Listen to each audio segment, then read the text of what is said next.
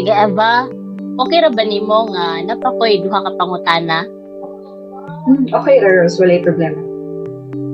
Sige mo ni una nga pangutana. Niabot ba ka sa punto sa imong espirituhanon nga kinabuhi?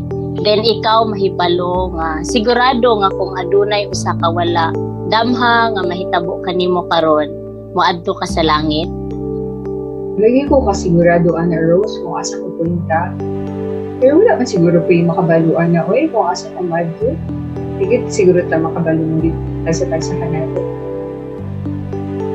Ang Biblia nag-ingon na gisulatan ko kamong tanan nga nagtuo sa ngalan sa anak sa Dios aron masayod nga kamo ana ay kinabuhing walay katapusan.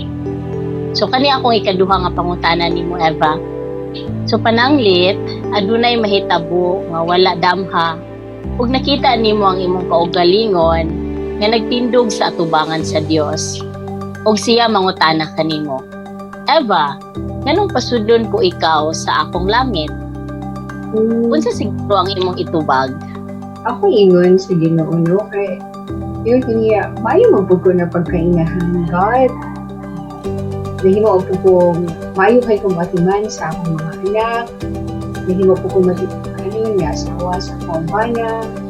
Kaya mo, simba man po ni matag Domingo Rose. Pero nag-repay panahon na mabinsigo din sa mga pamilya. Kaya simba. So, kabalo ko nga makasabot na dito lang Ginoo. So, siguro ka na, pasunod dito sa Ginoo sa iyang dihan yan. Ako lang usbon ang imong ganahan na itubag sa Ginoo na maingan ka na maayo ka nga pagkainahan, maayo ka nga pagkaasawa, then imo pod na giatiman jud og maayo imong mga anak no. Then imo pong ino ng Ginoo na magsimba pod ka matag Domingo. So mao ba na mo imong ganahan na itubag sa Ginoo? Oo, Rose, Vanessa. Eva, abi na ko nga aduna ko'y mayong balita ay ambit kanimo. Apan pagkahuman ako pagkadungog sa imong tubag sa kini nga pangutana, nasayod ko nga ako adunay pinaka maayong balita nga imong madungog.